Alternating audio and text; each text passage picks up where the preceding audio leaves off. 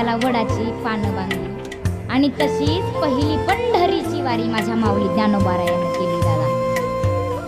आणि आता जर सांगायचं झालं ना दादा, त्याच माऊली ज्ञानोबारायांच्या सोन्याच्या पादुका चांदीच्या पालखीत आहेत. चांदीची पालखी चांदीच्या रथामध्ये आहे आणि त्या रथाला बैलजोड जर कुणाचा जुंपायचं म्हटलं ना दादा, त्याकरिता देखील निलाव आहे. आणि त्या निलावामध्ये ज्याचा नंबर येईल ना, त्याच्या मालका सकट बैलांची मिरवणूक आहे. ही ताकद माझ्या माऊली ज्ञानोबाराची आहे दादा.